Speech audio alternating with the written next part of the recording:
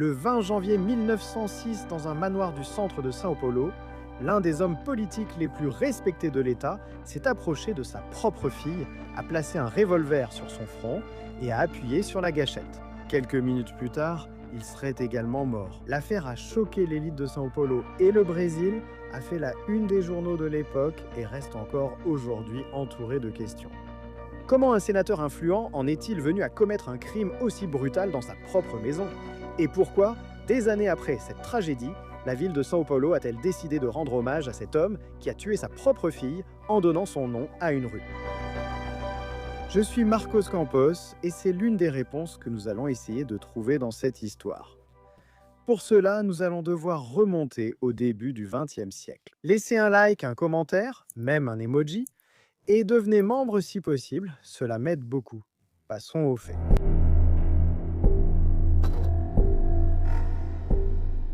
Francisco d'Assis, Peixoto Gomes Jr., est né dans la ville de São Paulo, le 24 mars 1849, fils de Francisco de Assis Peixoto Gomide et de Clara Bueno Peixoto.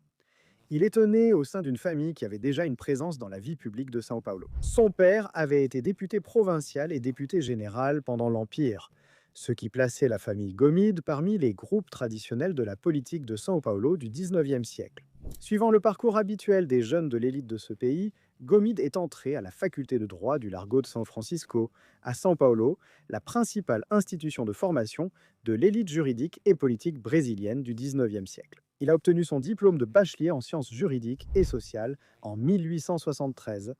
Encore jeune, il a commencé à exercer la fonction de procureur dans le district judiciaire d'Amparo, dans l'intérieur de São Paulo. Peu de temps après, il s'est impliqué de manière plus active dans la politique et le journalisme. En 1880, il a fondé, avec Bernardino, Le Campos, le journal républicain de l'époque, défendant les idées républicaines qui commençaient à prendre de l'ampleur dans le pays au cours des dernières années de l'Empire. Avec la proclamation de la République, en 1889, sa carrière politique a pris un nouvel élan. Gomide a commencé à occuper des postes administratifs importants dans l'État et s'est rapproché du Parti républicain de São Paulo, qui allait dominer la politique de l'État pendant les premières décennies de la République. En 1893, il a été élu sénateur de l'État de São Paulo, ayant un parcours de grande influence au sein du pouvoir législatif de l'État de São Paulo. Peu de temps après, il est devenu président du Sénat de l'État de São Paulo, un poste d'une énorme importance politique à cette époque. Dans la structure politique de l'époque, le président du Sénat de l'État pouvait assurer le gouvernement de l'État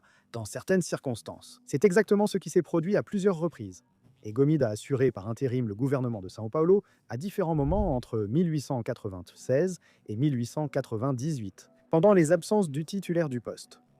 Dans son action politique, il a participé à diverses initiatives administratives de l'État. Parmi celles-ci figuraient des projets liés à l'expansion ferroviaire, des politiques d'immigration, ainsi que le soutien à des institutions de charité et à l'éducation publique. Au début du XXe siècle, Peixoto Gomide était considéré comme un homme politique expérimenté, bien connecté et profondément intégré au cercle du pouvoir de la capitale de l'État de São Paulo. Il était marié à Ambrosina Pinto Nunes Gomide, avec qui il a eu des enfants. La famille vivait dans un grand manoir de l'ancienne Rua da Princesa, au centre de São Paulo, aujourd'hui appelée Rua Benjamin Constant. La résidence se trouvait entre deux points fondamentaux de la ville à cette époque, la Praça da Sé et le Largo de São Francisco, où se trouvait la célèbre faculté de droit. C'est dans cet environnement que grandissaient les enfants du sénateur.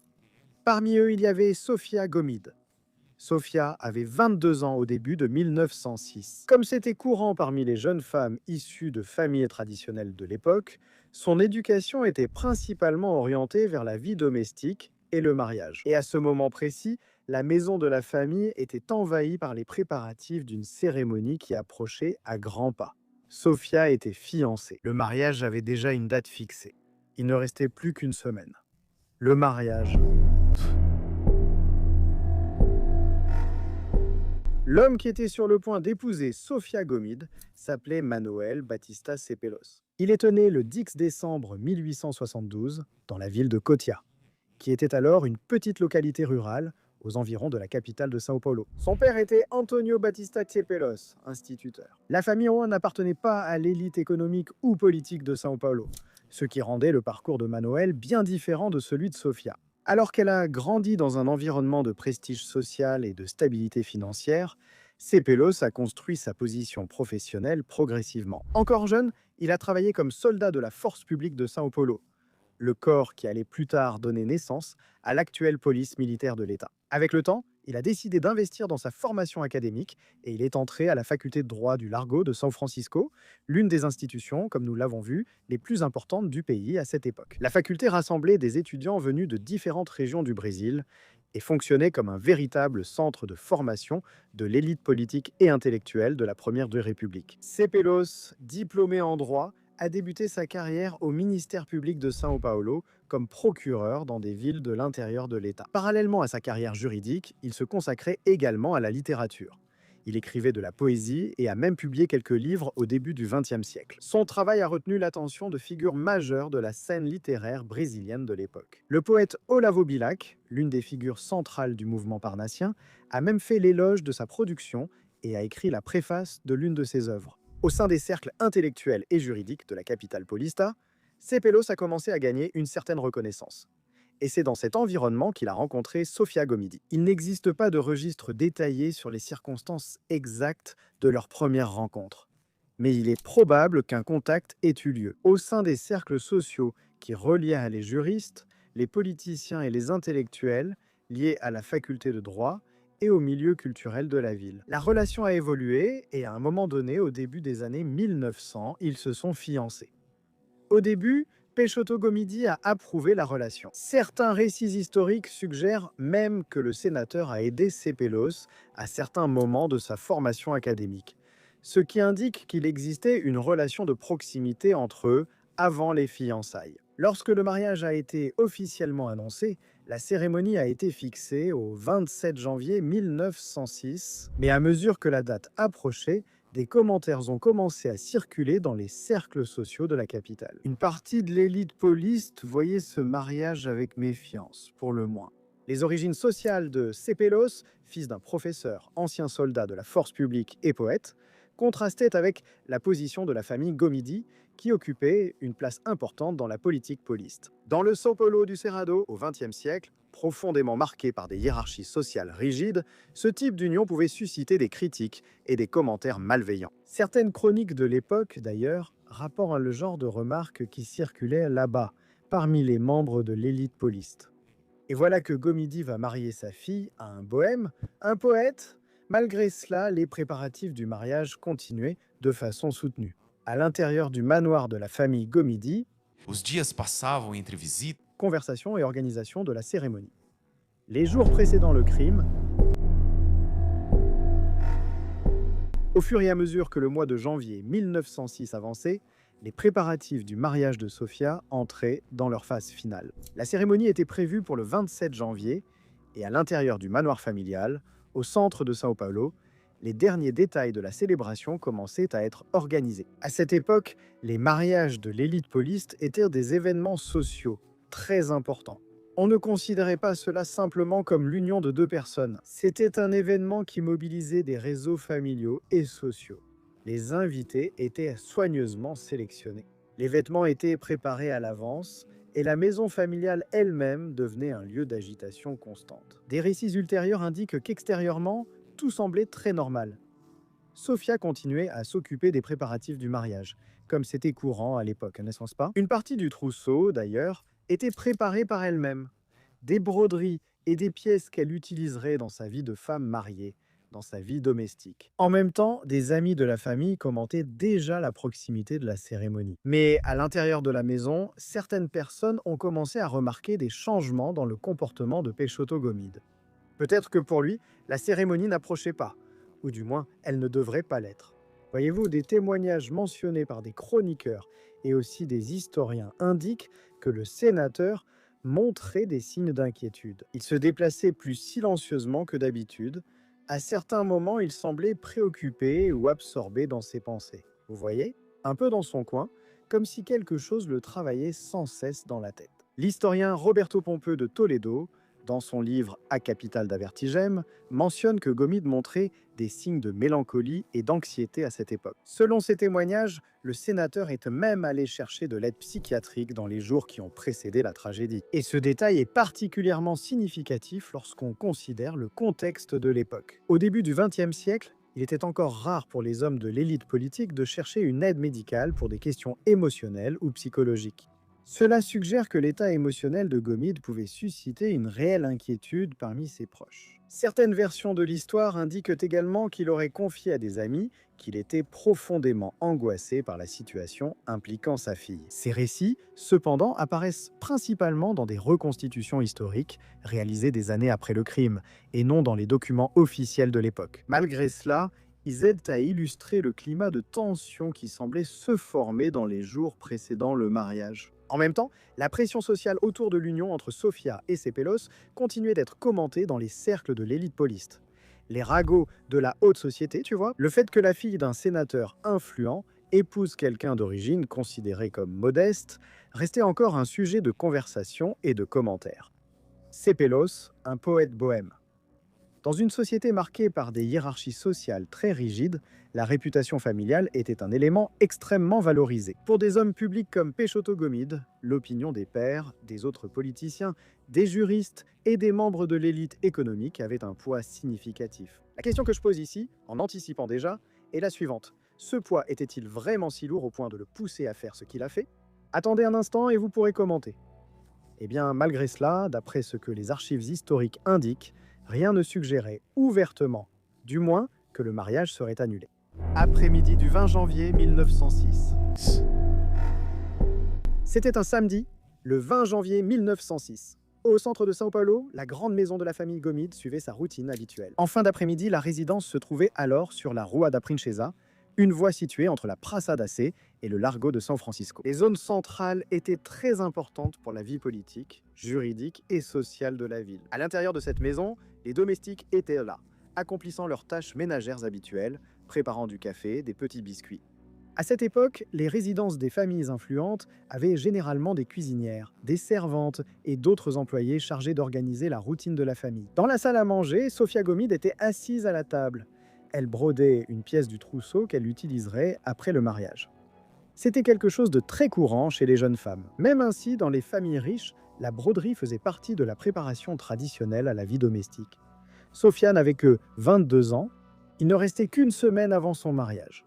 Pendant ce temps, son père marchait dans la même pièce. Des récits indiquent que Peixoto Gomide circulait dans la pièce de la manière dont je vous ai parlé. Un peu sombre, un peu inquiet, introspectif. Il marchait de long en large. À un certain moment, il s'est approché de sa fille, a sorti un revolver et, resté près d'elle, s'est encore rapproché, a posé l'arme sur le front de la jeune femme. Elle a été effrayée et surprise. Elle a demandé « Papa, qu'est-ce que c'est ?» La réponse a venu immédiatement. « Ce n'est rien. » Et il a appuyé sur la gâchette. Le tir a atteint le front de Sofia. La jeune femme est morte sur le coup. Le bruit du coup de feu a résonné dans le manoir. Un écho si fort qu'il semble résonner encore aujourd'hui. Domestiques et familles ont couru vers la salle à manger et y ont trouvé Sofia étendue au sol. Et Peixoto Gomide tenait encore l'arme. Parmi les personnes qui ont assisté à la scène, il y avait des membres de sa propre famille, y compris sa femme et d'autres enfants. Au milieu du choc, un autre moment de tension s'est produit. Selon les témoignages, Gomide a de nouveau levé l'arme et l'a pointée vers une autre de ses filles. L'une des employées de maison, à ce moment-là, s'est mise à crier et à supplier qu'il s'arrête. C'est alors qu'il a baissé le revolver. Sans dire un mot, il s'est retourné et est sorti de la pièce. Il a traversé le couloir du manoir jusqu'au salon de réception, là où se trouvait le piano de la famille. Il s'est assis, tenant l'arme. Alors, quand il a tenté de mettre fin à ses jours, le premier tir, voyez-vous, a échoué. Pendant quelques instants, il y a eu un silence dans la maison. Ensuite, il a de nouveau fait tourner le barillet. Il a essayé à nouveau et, cette fois, il a réussi. La balle est entrée au niveau de l'oreille. Peixoto Gomide est tombé sur le sol du salon. Peu de temps après, il était sans vie. Dans ce manoir, en quelques minutes, 2 vies avaient été interrompues, sans aucune explication évidente. Le sénateur, âgé de 56 ans, l'une des figures les plus influentes de la politique pauliste, et sa fille, âgée de 22 ans, qui se préparait à se marier une semaine plus tard. La nouvelle du crime, bien sûr, s'est répandue comme une traînée de poudre. L'événement était déjà commenté partout dans la capitale. Dans les jours suivants, les journaux de São Paulo ont commencé à traiter l'affaire comme l'une des tragédies les plus choquantes jamais enregistrées dans la société pauliste. Bon, les gars, maintenant, il faut qu'on parle de ce qui s'est passé après, non? Avant que je termine de raconter tout l'historique de l'affaire en elle-même. C'est là qu'entrent en jeu ces spéculations thèse, théorie, hypothèse, etc. Comme il s'agissait d'un homicide suivi d'un suicide, il n'y avait pas vraiment de suite, disons, d'enquête ou de procédure judiciaire à mener, n'est-ce pas? L'auteur du crime étant aussi décédé, on s'est interrogé pourquoi, sans raison claire, tuer sa fille une semaine avant le mariage. Tout indiquait qu'il acceptait la relation entre les deux, n'est-ce pas? Il avait même aidé le jeune homme à un certain moment. Alors, qu'est-ce qui aurait pu se passer, n'est-ce pas? Et là, plusieurs hypothèses ont commencé à émerger pour justifier cela. Parmi les plus acceptées, je dirais qu'il y a celle selon laquelle il aurait pu avoir une crise psychotique pour une raison quelconque. Ces comportements qu'il montrait, comme le fait de devenir introspectif, ce qui pouvait se passer dans sa tête, personne ne le sait. Il se peut que tout ait explosé ce jour-là. C'est donc l'hypothèse qui a été la plus acceptée, disons, non? Cependant, je dois vous dire que certains décès parmi l'élite, à cette époque, comportaient toujours certains éléments, comme ah, c'était une crise. Peut-être qu'il ne voulait pas enquêter sur les bonnes personnes et laisser faire. Si c'est le cas, je l'ignore. Je ne fais que commenter avec vous. Une autre hypothèse qui est apparue, et là c'est le genre qui ressemble à une théorie du complot, mais qui a circulé, c'est que, à un moment donné avant le mariage, peut-être pendant cette période où il a commencé à devenir étrange, n'est-ce pas? Pechotogomide, on dit qu'il a appris que Sépelos pourrait être le demi-frère de sa fille. L'histoire raconte qu'une femme avait travaillé dans la maison de leur famille, une ancienne esclave, elle est restée là pendant un certain temps et il s'est passé quelque chose. Et ce jeune homme-là, Manuel Batista Sépelos, serait cet enfant. Mais il n'y a pas non plus de confirmation à ce sujet. En fait, il l'a appris plus tard. Pourquoi, au juste? Si c'est vraiment fondé. S'il était vraiment le fils de cette personne qui travaillait là-bas, mais pas de lui, et c'est pour ça qu'il a aidé, ça peut aussi être une question à considérer. Mais son fils à lui? Alors il n'a appris ça que juste avant le mariage, comment? Qui l'a dit? Est-ce que ça a été caché à ce moment-là? Il ne l'a su qu'après? Ensuite, il a commencé à faire le lien. Autrement dit, rien de concret, n'est-ce pas? Il y a eu beaucoup de rumeurs, mais aucun document officiel pour corroborer cela. Mais comme cela a été évoqué, j'en parle ici avec vous. Qu'un père pointe un revolver sur le front de sa fille de 22 ans et appuie sur la gâchette, il faut vraiment être déterminé en pleine crise ou avoir une forte motivation, n'est-ce pas? Parce que si vous pensez aux rumeurs qui circulaient là-bas, dont je vous ai parlé, n'est-ce pas? De préjugés, ça pesait beaucoup pour lui. Parce que c'était un gars, n'est-ce pas? Il était haut placé là-bas, tout ça. Mais c'est ce que j'ai demandé tout à l'heure. Ce poids était-il assez lourd pour causer une telle atrocité contre sa fille? Cela semble insensé. Mais dans l'univers du true crime, rien n'a vraiment de sens, n'est-ce pas? Les gens sont capables de tout, on l'a déjà vu ici. Mais enfin, je vous présente ici les principales pistes pour une possible motivation. Dites-moi ici ce que vous en pensez. Et maintenant, je dois vous parler, pour continuer, de ce qui est arrivé au pauvre Sépelos, n'est-ce pas? Le destin de Sépelos.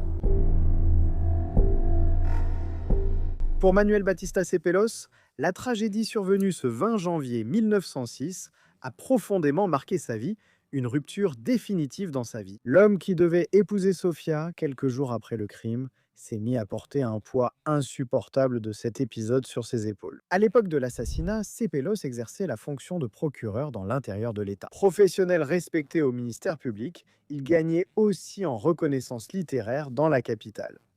Mais l'impact de l'événement a été dévastateur. Les archives historiques indiquent que, peu de temps après la tragédie, il a été muté dans la ville d'Itapetininga, dans l'intérieur de l'État de São Paulo. Ce changement faisait partie de la routine administrative du ministère public. Mais il servait aussi, dans de nombreux cas, à éloigner des personnalités publiques de situations socialement embarrassantes. À Itapetininga, Sépelos a tenté de poursuivre sa carrière.